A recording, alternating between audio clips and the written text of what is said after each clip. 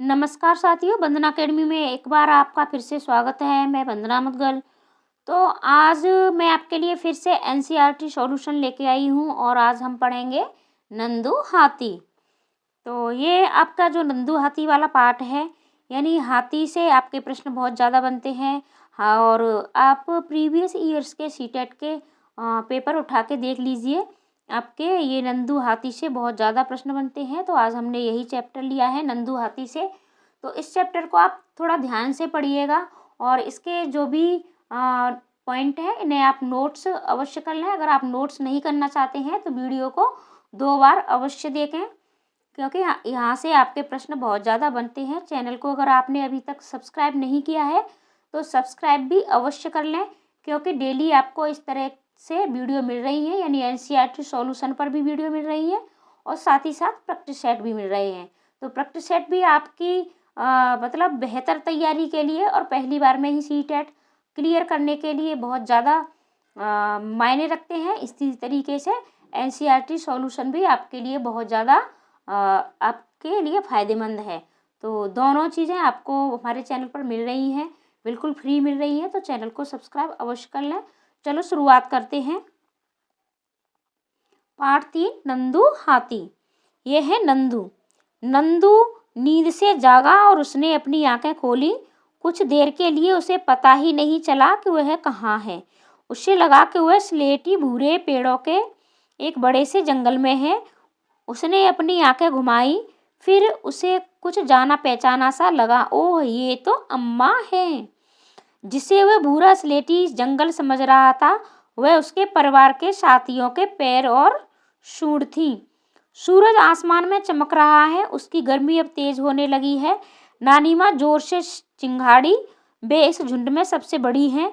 वे जंगल की तरफ चल दी। बाकी सभी हथनियों ने नानी माँ को जंगल की तरफ जाते देखा तो वे सब भी उनके पीछे चल दी, और नंदू भी। यानी ये जो हथनियाँ होती हैं, तो इसमें क्या होता है, सबसे जो बड़ी हथनी होती है, सबसे बुजुर्ग हथनी होती है, वो झुंड की स्वामी होती है। और यानी और बाकी जो हथनियाँ होती हैं वो सभी उसका अनुसरण करती हैं। और इनके झुंड में जो मतलब नर हाथी होते हैं वो नहीं रहते, सिर्फ बच्चे ही रहते हैं। तो ये सब हम आगे पढ़ेंगे। जंगल पहुंचते ही ये झुंड बिखर गया। वे सभी अपने मनपसंद पत्तों और झाड़ियों को खाने के लिए अलग अलग हो गए। कुछ देर खाने के बाद सभी नदी की तरफ चलने लगे। सब बच्चे पानी में खेलने लगे। कुछ बड़ी हथनियाँ नदी किनारे मिट्टी में लेट गईं। यानी इनको मिट्टी यानी कीचड़ में लेटना बहुत ज़्यादा पसंद होता है, क्योंकि ये इनके शरीर को ठंडक पहुँचाते हैं। क्या तुम जानते हो, एक बड़ा हाथी एक दिन में 100 किलोग्राम से ज़्यादा पत्ते और झाड़ियाँ खा लेता है। यानी एक हाथी एक दिन में 100 किलोग्राम से पत्ते और मतलब झाड़ियाँ खाता है। और आपका एनसीईआरटी में ये बहुत ज़्यादा पूछा जाता है। तो वहाँ आपको ऑप्शन में 200, 300 और 100 इस तरीके से देता है। तो आपको ये हमेशा याद रखना है, यानी 100 किलोग्राम खाता है एक दिन में। हाथी बहुत कम आराम करता है। यह एक दिन में केवल 2 से 4 घंटे ही सोता है। हाथी को पानी और कीचड़ से खेलना बहुत भाता है। इससे उसके शरीर को ठंडक मिलती है। वैसे उसके कान भी पंखे की तरह होते हैं। गर्मी लगने पर हाथी अपने कान हिलाकर हवा करता है। ये आपके पॉइंट हैं, इन्हें आप ज़रूर नोट्स करें, और ये आपके सीटेट में बहुत बार पूछे जा चुके हैं। नंदू तो सिर्फ 3 महीने का है, लेकिन उसका वजन 200 किलोग्राम है। तुम्हारा वजन कितना है? यानी 3 महीने के हाथी का वजन कितना होता है? 200 किलोग्राम होता है। तुम्हारी उम्र के कितने बच्चों का वजन मिलाकर नंदू के वजन के बराबर होगा? इस तरीके से आप बच्चों से प्रश्न पूछ सकते हो और उन्हें एक्टिविटी करवा सकते हो। खेल खेल में नंदू ने अपने साथियों को एक दूसरे की पूंछ खींचते हुए देखा। उसने सोचा, मैं बहुत छोटा हूँ, कहीं ये सब मेरे ऊपर न गिर जाएं। वह उनके पास नहीं गया और धीरे से अपनी अम्मा के पास जाकर खड़ा हो गया। अम्मा ने नंदू को पानी की तरफ धकेला, मानो उसे पानी में खेलने के लिए कह रही हो। नंदू धीरे से पानी की तरफ चल दिया। उसे तो पानी के साथ खेलना बहुत पसंद था। उसके दोस्त भी पानी में ही थे। पानी के पास पहुंचते ही पानी का एक फव्वारा नंदू के सिर पर गिरा। नंदू पूरा भीग गया। उसने देखा ये उसके दोस्तों की शरारत थी। वह मुस्कुराकर पानी से खेलने लगा। यानी पानी में खेलना हाथियों को बहुत ज़्यादा पसंद है। सूरज डूबने से पहले ही झुंड फिर से जंगल की तरफ चल दिया। जंगल पहुंचते पहुंचते नंदू बहुत थक गया। वह दूध पीते पीते अपनी अम्मा के पैरों के बीच में सो गया। ये तो नंदू की कहानी थी। अब देखते हैं, तुमने पढ़ा कि नंदू हाथी अपने झुंड के साथ रहता है। हाथियों के झुंड में केवल हथनियां और बच्चे ही रहते हैं। झुंड की सबसे बुजुर्ग हथनी ही पूरे झुंड की नेता होती है। एक झुंड में 10 से 12 हथनियां और बच्चे होते हैं। हाथी 14-15 साल तक ही इस झुंड में रहते हैं, फिर वे झुंड छोड़ देते हैं और अकेले रहते हैं। नंदू भी जब 14-15 साल का हो जाएगा तो वह अपना झुंड छोड़ देगा। तो इसे आपको अवश्य याद रखना है। इससे यहाँ से आपके प्रश्न बनते हैं। हाथी की तरह ही और भी कुछ जानवर समूह में एक साथ रहते हैं। जानवरों के ऐसे समूह को झुंड कहते हैं। झुंड में रहने वाले जानवर मिलजुल कर सभी काम करते हैं, जैसे खाने की तलाश में घूमना, खेलना और नहाना। अगर तुम नंदू होते और झुंड में रहते तो क्या क्या करते? इस तरीके से आप बच्चों से प्रश्न पूछ सकते हो, एक्टिविटी करवा सकते हो, उन्हें लिखने के लिए आप प्रश्न दे सकते हो। हाथियों के झुंड में सभी फैसले सबसे बुजुर्ग हथनी लेती है। तुम्हारे परिवार में घर के फैसले कौन लेता है? इस तरीके के आप ये सारे चिंतन वाले प्रश्न होते हैं, पेडागोजी पर आधारित होते हैं। तो आप बच्चों से इस तरीके से एक्टिविटी करवा सकते हो। अब आगे हम देखते हैं। ये सारे प्रश्न हैं जो आप बच्चों से करवा सकते हो। ये है, सोचो और लिखो, बगुला भैंस पर क्यों बैठा? बगुला भैंस पर क्यों बैठा होगा? क्या तुमने किसी जानवर को दूसरे जानवर पर सवारी करते देखा है? तो ऐसे और जानवरों के नाम लिखो जिन्हें हम सवारी का काम में लाते हैं। ऐसे जानवरों के नाम लिखो जिन्हें हम सामान ढोने के काम में लाते हैं। आप बच्चों से इस तरीके से ये एक्टिविटी करवा सकते हो। जैसे ये है, ये आपकी भैंस है और इसके ऊपर ये बगुला बैठा हुआ है। तो सोचो और लिखो, बगुला भैंस पर क्यों बैठा होगा? तो ये है, सहजीवता कहलाता है।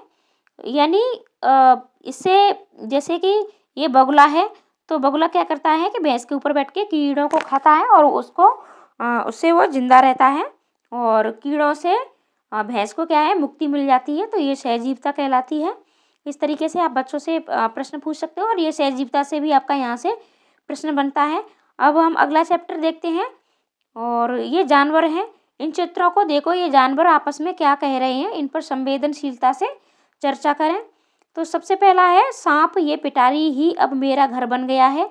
मैं तो जंगलों के जानवरों से मिलना और खुली हवा लेना मानो भूल ही गया हूँ। बस पिटारी है और ये सपेरा, यानी पिटारी और सपेरे के बीच में ही सिर्फ वो रह गया है। ये मत सोचो कि मैं सर्कस में बहुत खुश हूँ। नाचो कूदो, आग के गोले में से निकलो और भी न जाने क्या क्या न करो तो भूखे रहो और पिटाई अलग से। यानी इन्हें सर्कस में रखा जाता था पहले भालुओं को और ये मतलब करतब दिखाते थे। अब तो सरकार ने इन सब पर रोक लगा दी है। तुमने मेरी दौड़ ही देखी है। मेरे पैरों के नीचे जब लोहे की नाल ठोकते हैं तो दर्द से जान निकल जाती है। ये घोड़ा है और इसके पैरों में लोहे की नाल ठोकी जाती है। नाचते नाचते हमारी तो कमर ही टूट गई। मन ना हो फिर भी नाचो, वह भी खाली पेट। बंदरों को पहले गांवों में नचाने के लिए मदारी लेके आते थे। म्याऊं म्याऊं लोगों के लिए कुछ भी काम नहीं करती, फिर भी बच्चे मुझे बहुत प्यार करते हैं, दूध पिलाते हैं, सहलाते भी हैं। मैं अपनी मर्जी से सब जगह आती जाती हूँ। यानी ये बिल्ली है तो ये अपनी मर्जी से सारी जगह जाती है। गुट्टर गूं जानते हो, लोग मुझे बुला बुलाकर बड़े प्यार से दाना खिलाते हैं। तो ये क्या है, ये कबूतर है। आप इन बच्चों से इनके नाम पूछ सकते हो कि ये क्या है। तो अब आप इस तरीके से ये बच्चों से एक्टिविटी करवा सकते हो। ये सारी एक्टिविटी हैं और अब हम पढ़ते हैं पार्ट 4, अमृता की कहानी। ये अमृता बिश्नोई की कहानी है। तो इनके नाम पर एक आंदोलन है और वो आंदोलन कौन सा है तो आप कमेंट बॉक्स में अवश्य लिखें। तो और ये आपका चाहे सी टेट हो, यूपी टेट हो, आपका सुपर टेट हो, बिहार का टेट हो, कहीं का भी हो, और ये मतलब आपके पर्यावरण अध्ययन में बहुत ज़्यादा पूछे भी जाते हैं। एक आपका चिपको आंदोलन है और उसके प्रणेता कौन थे, और इस सब पर यानी उसका भी आप कमेंट में ज़रूर बताएं। और ये अमृता बिश्नोई ने कौन सा आंदोलन चलाया, इसको भी आप कमेंट करके अवश्य बताएं। तो चलो शुरुआत करते हैं। ये बात बहुत पुरानी है, करीब 300 साल पुरानी, यानी ये 300 साल पहले पुरानी बात है। और हाँ, ये किस्सा सच्चा है। अमृता राजस्थान में जोधपुर के पास खेजडली गांव की रहने वाली थी। उस गांव का नाम खेजडली क्यों था? उसके गांव में खेजड़ी के बहुत से पेड़ थे। गांव के सभी लोग पेड़ पौधों जानवरों का बहुत ध्यान रखते थे। गांव में बकरियां, हिरन, खरगोश, मोर, न जाने कितने जानवर बिना किसी डर के घूमते थे। गांव वालों को बुजुर्गों की कही बातें आज भी याद थी। उनका कहना था कि अगर पेड़ हैं तो हम हैं। पेड़ और जानवर हमारे बिना रह सकते हैं पर हम उनके बिना नहीं। कितनी अच्छी बात कही है कि पेड़ और जानवर हम मनुष्यों के बिना तो रह सकते हैं, लेकिन हम मनुष्य पेड़ों के और जानवरों के बिना नहीं रह सकते। अमृता सुबह सुबह उठकर अपने सारे दोस्त पेड़ों से खुशी से मिलती।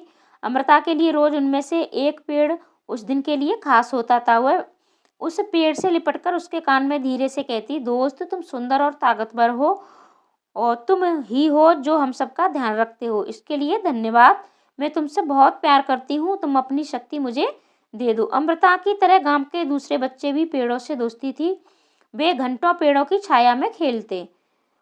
क्या आप बच्चों से पूछ सकते हो कि क्या आपके पेड़ों के यानी आपके घर के आसपास पेड़ हैं, कहाँ हैं, आपके स्कूल में कितने पेड़ हैं? तो इस तरीके से पेड़ खतरे में। समय बीतता गया, अमृता बड़ी हो गई।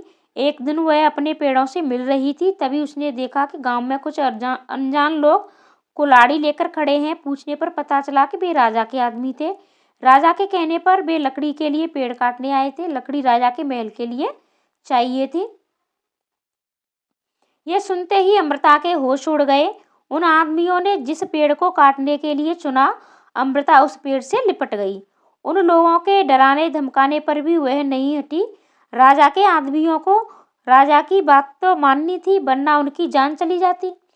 उनकी कुल्हाड़ी के एक ही बार से अमृता के पैर से खून बहने लगा और वह गिर गई, लेकिन उसने पेड़ को नहीं छोड़ा। अमृता को देखकर उसकी बेटियां और गांव के 300 से भी ज़्यादा लोगों ने पेड़ों से लिपटकर जान दे दी। अब बताइए, सोचिए, इतना वृक्षों से प्यार क्या आज के ज़माने में कोई कर सकता है? कि उन्होंने अपनी बेटियों के साथ जान दे दी और उनके साथ साथ 300 लोगों ने भी जान दे दी, और ये वृक्षों से सब चिपक गए थे। जब राजा को इस बात का पता चला तो उन्हें ये बात समझ नहीं आई कि लोग पेड़ों के लिए अपनी जान भी दे सकते हैं। वे खुद वहां आए और स्वयं लोगों का पेड़ों के प्रति प्यार देखा। यानी जब लोगों ने राजा को बताया तो उन्हें विश्वास नहीं हुआ, तो उन्होंने स्वयं आके वहां ये देखा। राजा पर गांव वालों की बातों का बहुत गहरा असर पड़ा। उसने आदेश दिया कि इस इलाके में कभी कोई पेड़ नहीं काटेगा और ना ही शिकार करेगा। आज 300 साल बाद भी यहाँ के लोग, जो बिश्नोई कहलाते हैं, पेड़ों और जानवरों की रक्षा करते हैं।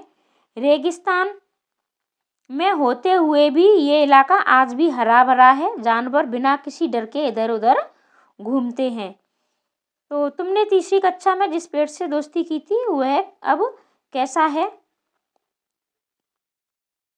तो इस तरीके से आप बच्चों से प्रश्न पूछ सकते हो। ये प्रश्न है, और ये हमने अमृता देवी के बारे में कुछ आपको जो भी जानकारी थी बताया है। अब इन्होंने कौन सा आंदोलन चलाया था वो आपको कमेंट बॉक्स में अवश्य बताना है, और मैं भी आपको कमेंट बॉक्स में बताऊंगी कि इन्होंने कौन सा आंदोलन चलाया था। ये खेजड़ी वृक्ष के बारे में आपको कुछ जानकारी दे रखी है। खेजड़ी ये पेड़ रेगिस्तानी इलाके में खूब पाया जाता है। इसे ज़्यादा पानी की ज़रूरत नहीं होती। इस पेड़ की छाल दवा के काम आती है और इसकी लकड़ी को कीड़ा भी नहीं लगता। इस पेड़ की फलियों की सब्जी बनाई जाती है। इसकी पत्तियां वहाँ पर रहने वाले जानवर खाते हैं और इसकी छाया में तुम जैसे बहुत से बच्चे खेलते भी हैं। ये खिजड़ी वृक्ष से संबंधित आपको जानकारी थी और यहाँ से आपका प्रश्न बहुत ज़्यादा बनता भी है।